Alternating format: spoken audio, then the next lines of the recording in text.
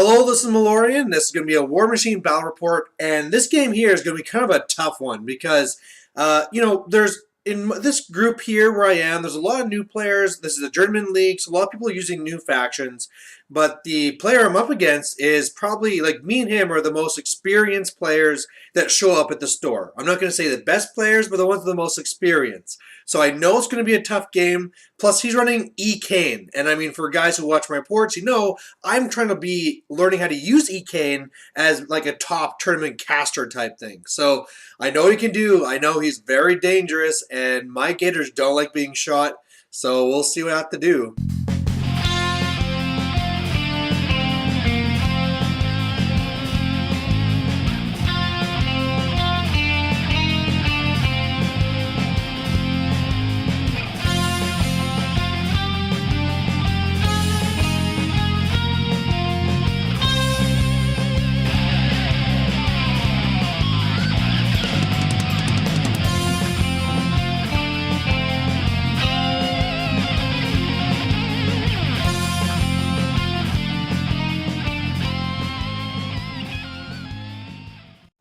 So looking at his list here, it is pretty damn scary. Of course, this is like my rival Pink Army as well. But there is eCaine, and he's going to be running with Old Rowdy.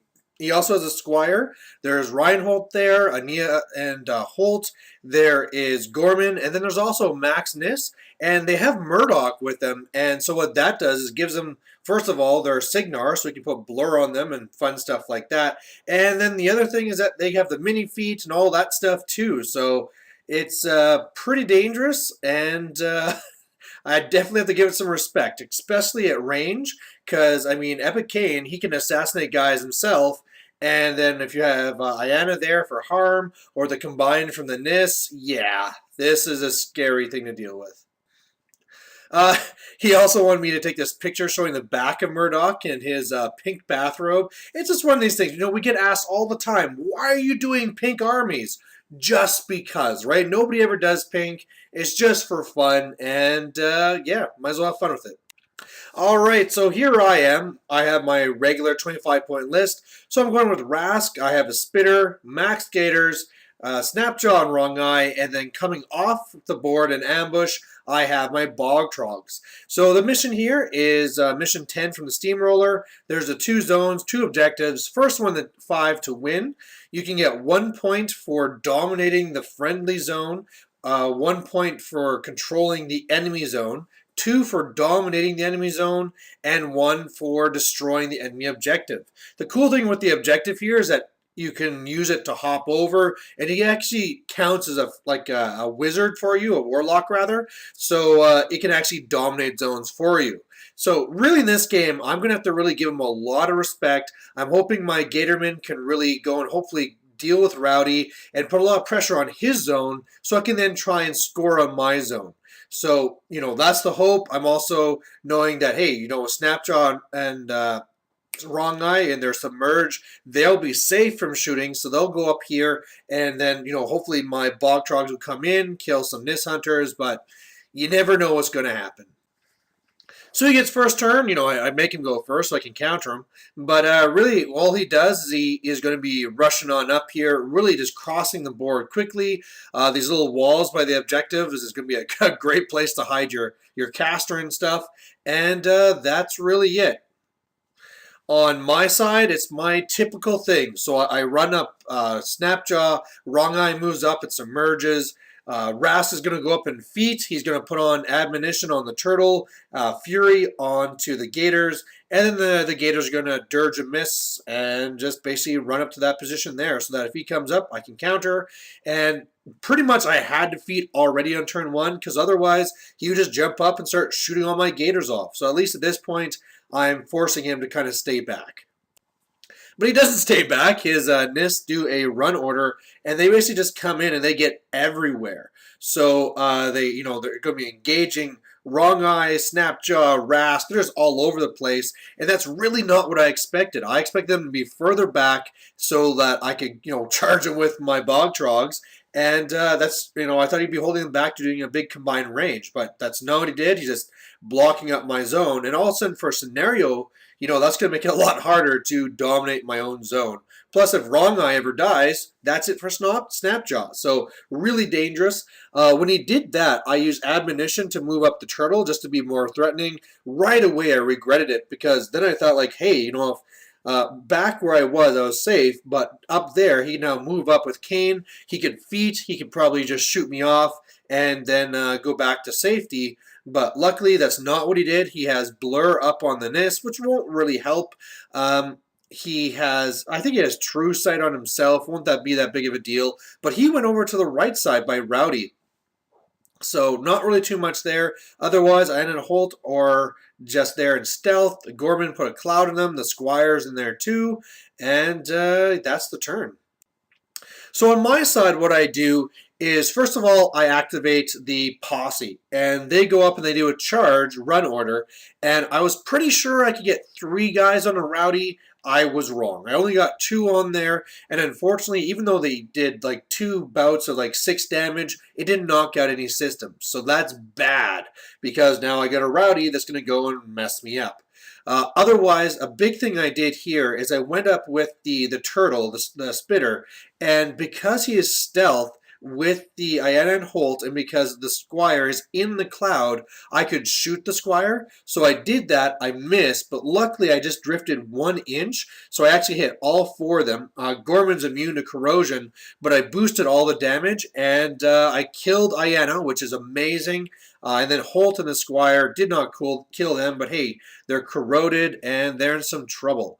Over here on the left, well, first of all, in doing that, I took a free strike. When, of course, whenever you do a free strike to a spitter, you take d6 wounds. So that's 1 of the NIS down. I came in with my Bog Trogs, and really I think I could have got another NIS in there, but I kind of really wanted the leader dead, because once you kill the leader of the NIS, they can't do the combine. So they went in, combined, killed her. Otherwise, I killed 1 other. I had Wrong Eye go, and he killed the 1 NIS engaging him, and he submerged. Snapjaw just went and grabbed 1 NIS, threw them into another one. So, they had to make a command test. They passed.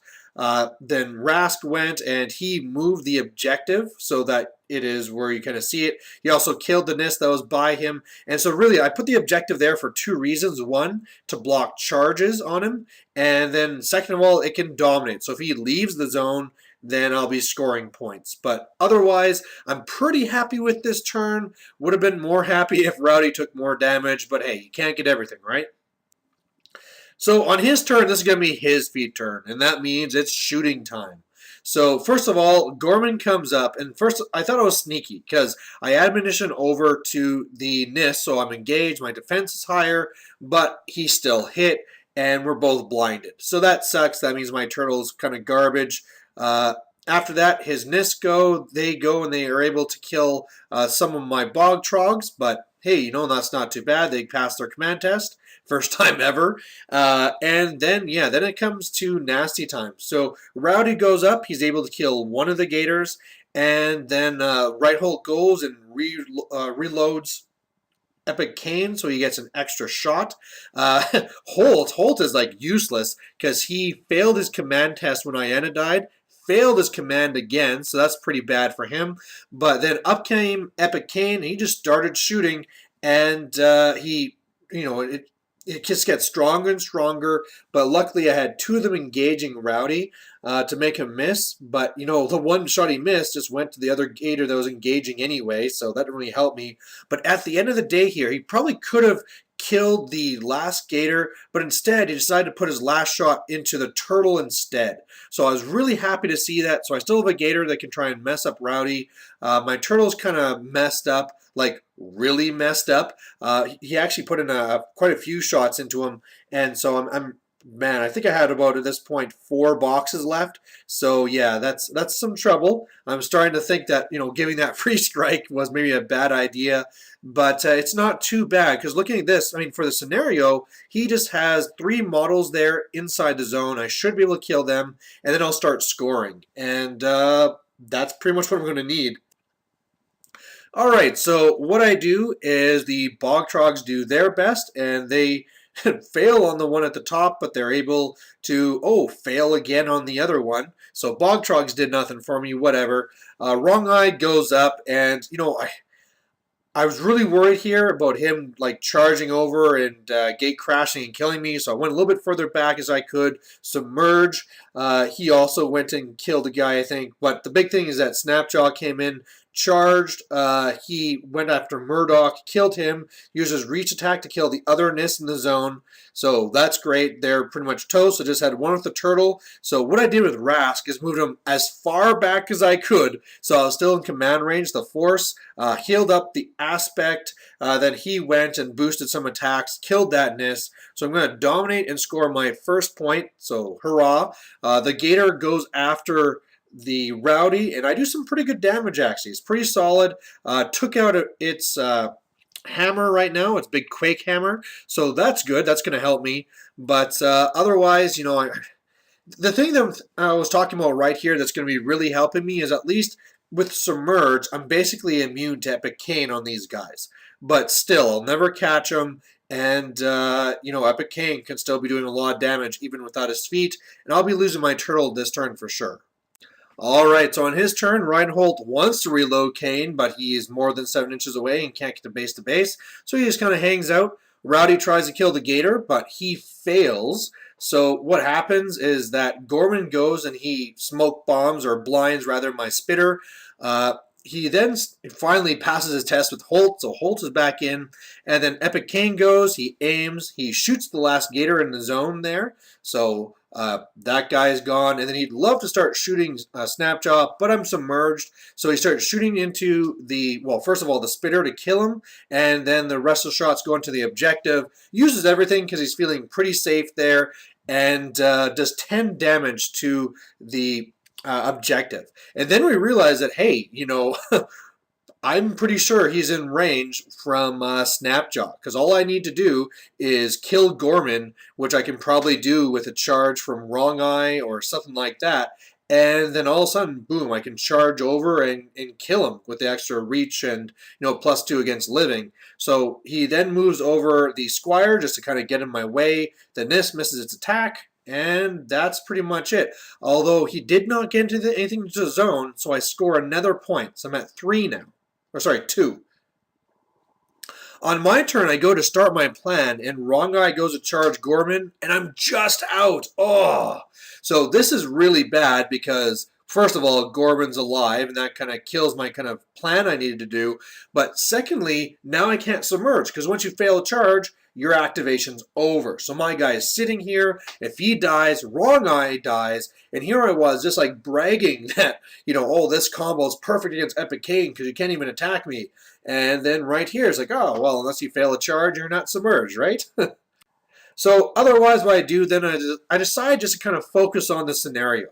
So Bog Trogs go, and they go really well this turn. They kill the last Nis, and they kill Gorman. I decide to go after the objective with Wrong Eye, so I do that, and I destroy that. So now with dominating again and the objective, I'll be up to 4 points. So I just need one more, although getting that last one could be pretty tough.